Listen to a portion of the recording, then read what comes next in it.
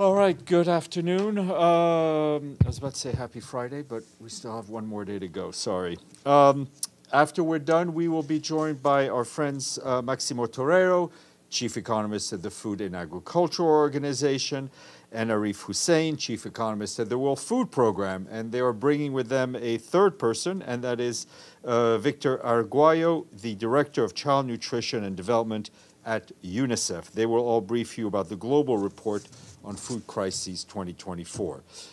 Our Secretary General is on his way back to New York. He was in China earlier today, where he spoke at the Forum on China-Africa Cooperation. He said that many African countries are mired in debt and struggling to invest in sustainable development. Many have no access to effective debt relief, scarce resources, and clearly insufficient concessional funding, he said, in a situation that is unsustainable and a recipe for social unrest. That is why, he said, we have proposed deep reforms to the outdated, ineffective, and unfair international financial system, and an SDG stimulus to provide developing countries with the liquidity they need while seeking medium and long-term solutions. Mr. Guterres added that the China-Africa partnership can drive renewable energy revolution and can be a catalyst for key transition on food system and digital connectivity. Before leaving Beijing, the Secretary General met with President Xi. The Secretary General recognized China's valuable contributions to the United Nations and congratulated President Xi on the organization of the 2024 Summit for the Forum on China-Africa Cooperation. He and President Xi discussed topics of mutual interest, including the Summit of the Future. The Secretary General expressed his readiness to strengthen cooperation with China in all three pillars of the United Nations work. Turning to Gaza, our colleague Sigrid Kaag, who you know is the Senior Humanitarian Reconstruction Coordinator for Gaza, visited the Gaza Strip earlier today to see firsthand the polio vaccination efforts that are taking place as we speak. Ms. Kaag visited the training center at Khan Yunis, where the UNRWA has rebuilt a logistics base, and a Japanese health clinic where UNRWA is administering polio vaccinations. The polio vaccination campaign just began today in South Gaza. As we told you yesterday, the first phase in central Gaza had been completed, with 187,000 children under the age of 10 having been vaccinated, well over the target of 156,000. Meanwhile, in Gaza, our colleagues at the Office for the Coordination of Humanitarian Affairs say that despite the challenges we face, the UN and other humanitarian organizations continue to do everything possible to provide life-saving aids to Palestinians. Our humanitarian partners say that between 19 August and the end of the month, 450,000 cooked meals prepared in 130 kitchens were provided daily to families across the Strip. However, despite this progress, it bears repeating that the humanitarian situation in Gaza remains beyond catastrophic, and we still do not have all the conditions necessary to support people near the scale that they actually need. The cooked meals provided represent a 35% decrease compared to the 700,000 meals provided at more than 200 kitchens in July.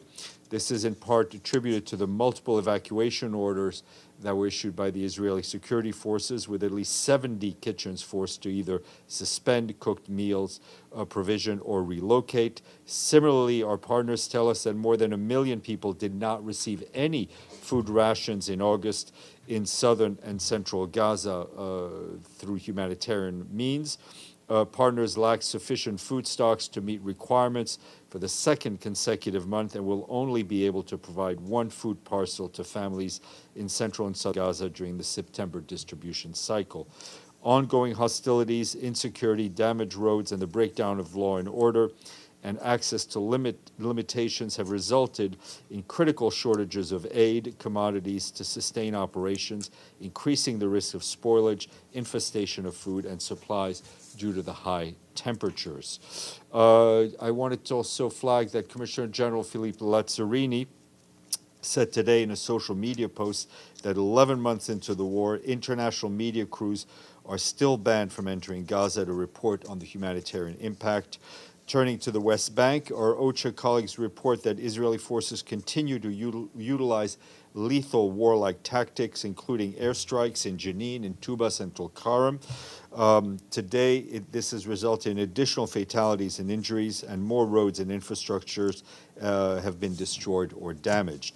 Medical facilities have been virtually besieged for over a week now, with heavy restrictions imposed on the movement of ambulances and medical staff. OCHA also warns that it's deepening humanitarian needs of the people as well as insecurity, and raises concerns over excessive use of force. Back here this morning in the Security Council, members heard from G. Ebo, the Deputy High Representative for Humanitarian and Disarmament Affairs. He briefed the Council on the implementation of Resolution 2118, which was, as you all know, regards the elimination of chemical weapons program of the Syrian Arab Republic. He said that an assessment team will be deployed to Syria to conduct the 28th round of consultations in mid-September 2024, and called upon the Syrian government to cooperate with the Organization for the Prohibition of Chemical Weapons. Mr. Ebo also spoke about the results of the last round of the consultations undertaken in May. Turning to Ukraine, our colleagues from the Office of the Coordination of Humanitarian Affairs tell us that yesterday an interagency convoy delivered 3 trucks of humanitarian assistance to a community in the Kherson region. There's still nearly 2,000 people living in that community, Berislav, including more than 70 children and 90 people with limited mobility. Despite constant shelling, they have not evacuated the area, which has no electricity, which has no gas, and which has no water, all due to damaged infrastructure. Our humanitarian colleagues noted that this was the 9th such convoy to reach frontline communities in Kherson this year. Aid workers delivered a portable power station, hygiene items, bedding, blankets, and warm clothing. We've also received reports today that nearly 30 civilian casualties caused by hostilities in the Donetsk region and in the Sumy region, homes, stores, agricultural assets, gas, and electricity infrastructure were reportedly damaged. The Ukrainian government tells us they've launched a mandatory evacuation of children and their caregivers from another 40 towns and villages around Donetsk region. Turning to the Central African Republic, in a joint press conference with the government, our peacekeeping mission highlighted significant developments in the country to restore or extend the state administrative and civil authority with support from UN peacekeepers. These efforts have led to the improvement in the day-to-day lives of people, including better access to health care, justice, and other essential items. Our head of the peacekeeping mission there, Valentin Rugwa Biza, highlighted an example through its air transport system that the mission facilitated in recent weeks the deployment of 4 newly appointed governors, 9 prefects, a dozen sub-prefects to different parts of the CAR. They're working out of buildings constructed or rehabilitated by the UN peacekeeping mission, which also equipped to better deliver essential services to the civilian population. UN peacekeepers also repaired over 2,000 kilometers of roads, fixed or rebuilt 131 bridges, or rehabilitated, developed 37 airstrips in the last 2 years. This, as you can imagine, is helping with the movement of goods, the movements of people, as well as the deployment of national defense and security forces. Moving to Yemen, where there's been severe flooding and violent windstorms, which have compacted the well-known humanitarian crisis in that country and left thousands of internally displaced persons and host communities in even worse situation and in need of dire assistance across multiple areas, including in Sana'a, Ib, Taiz, and Marib regions. In response to this, the International Organization for Migration has teams on the ground working to deliver immediate relief to thousands of the impacted families. The IOM is targeting over 350,000 men, women, and children with shelter, non-food items, water, sanitation, hygiene intervention kits, and more. IOM has also launched a $13.3 million appeal for this work. The storms that have struck Yemen as it grapples with a cholera outbreak and increased food insecurity. With further severe weather expected in the coming weeks, and funding constraints, IOM is urgently calling on the international community to support its appeal to continue providing aid to those who need it. Weather events are also impacting a lot of communities in South Sudan. Our peacekeeping mission is telling us that they continue to assist the government and the communities in the wake of severe flooding in South Sudan. For example, in Pibor, which is located near the border of Ethiopia, peacekeepers are constructing barriers to protect essential infrastructure like hospitals and government offices and warehouses, humanitarian warehouses. And recently, the force commander for the mission, General Subramanian, visited Greater Pibor and Akobo, and also closed where he engaged with local authorities and our fellow peacekeepers and others. And just to say on weather, the World Meteorological Organization says a vicious cycle of climate change, wildfires, and air pollution is having a spiraling negative impact on human health, ecosystem, and agriculture. This year's edition includes special focus on wildfires and also looks at global and regional concentration of particulate matter pollution that it has harmful effect on crops. The report states that wildfires over North America last year caused exceptionally high particulate matter emissions compared with the previous 20-year reference period. The report is online. And just to note that, as you know, every day in this room, we spend a lot of time talking about big picture issues relating to peace and security around the world. But today I want to take a moment to mention the tragic death of one individual, which illustrates a much bigger problem that is all too often ignored.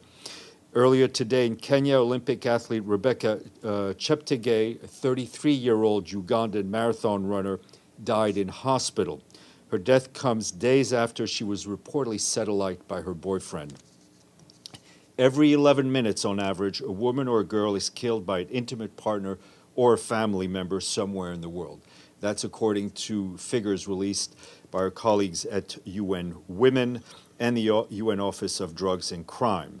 We, of course, think that the true number is much higher. So if this briefing lasts half an hour, on average, 3 women have become victims of femicide while we're talking. Today, we join the UN Population Fund and UN Women in strongly condemning her violent murder. Gender-based violence is one of the most prevalent human rights violations in the world and should be treated as such.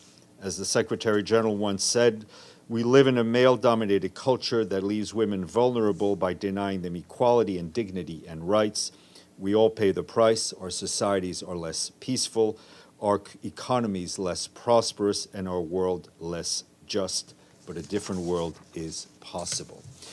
And today is the International Day of Charity. Charity spreads the message of humanity, mainly in conflict situations, which is needed nowadays more than ever. And just a reminder that the date of 5 September was chosen to commemorate the anniversary of the passing away of Mother Teresa, who was awarded the Nobel Peace Prize in 1979.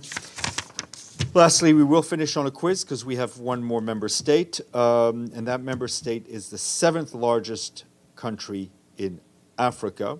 It gained its independence in 1975 from the home country of our current Secretary General. Angola. You guys are really, looks like Friday. We thank our friends in Luanda. We are now up to 130. Edie.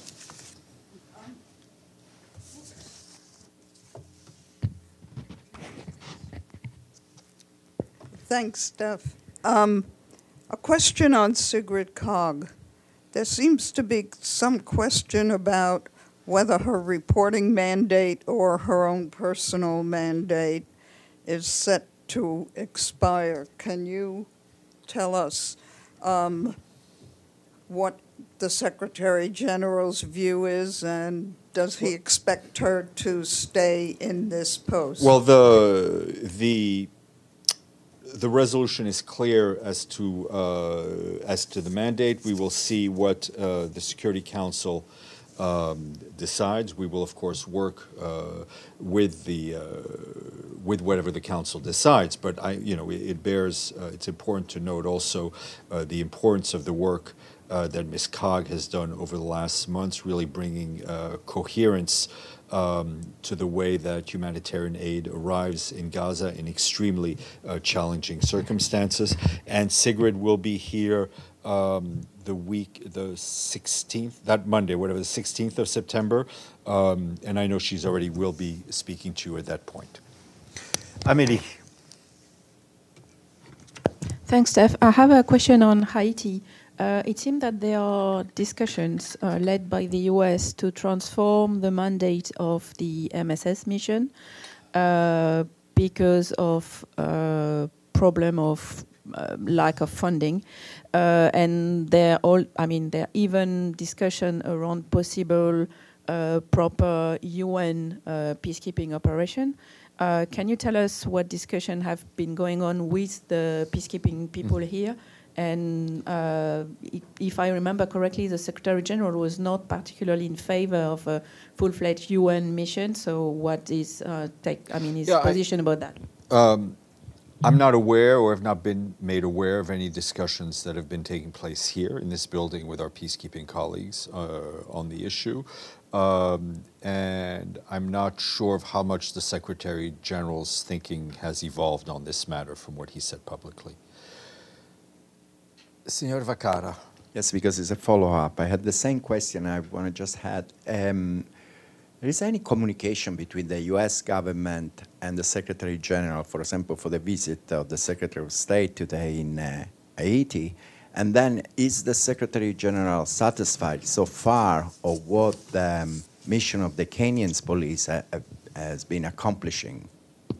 Well, I mean, it's not for the Secretary General to give a grade to the impact of the multinational force. The fact that it managed to deploy, led by Kenya with the support of many others, I think is a tremendous step forward. It's very helpful to the Haitian authorities as they try to lead a government of transition. The force could, of course, use more funding, and I would encourage you also, the website, the funding website is now live and public for all of you to look at on a daily basis, should you be interested. As for the beginning of your question, I can check, but I have no doubt that our colleagues in the political office in Haiti have been in touch with the U.S. Authorities, but we can check if there was actually a meeting and if our special representative met with him. Yes, sir. Hi, Steph. If the SG, I'm sure you've received this question a few times, but if the SG... Then if you know I've received it a few times and I've answered it a few times, but... If the SG is able to explain and distill what the Summit of the Future is all about that's happening in 3 weeks' time, and especially to people on the outside and why they should care, how would he best explain it? I think we are living in a time where there is no greater need for highly functioning, just and fair international institutions because of the problems that we face today, whether it's climate, whether it's pandemics, no border. Not one country can deal with it by themselves. We need those institutions. We need those institutions also for the economic well-being of countries. They are not, the institutions that we have now came out of the Second World War. They are no longer fair. They're no longer just or as just as they could be. And this is a chance for member states to come together and find a better way forward. That's as distilled as I'll ever get. Oui, madame. Thank you, Steph. Yesterday, the Israeli Prime Minister said that Israel is seeking to take control of food distribution in Gaza. Has the UN been communicated of any plans or UN feel about that, about the feasibility of that? Well, I mean, I think we've heard a lot of statements around that. I think that two things are critical. One is the UN and UNRWA are the backbone the heart, the lungs, and the arms of humanitarian distribution of food, of health in Gaza currently. The Israeli government, as the occupying power in Gaza, has a responsibility to ensure us that we are able to do our work. We are in constant contact with Israeli counterparts, notably COGAT, on how to improve the system, and that's a big part of Sigrid Kaag's work as well.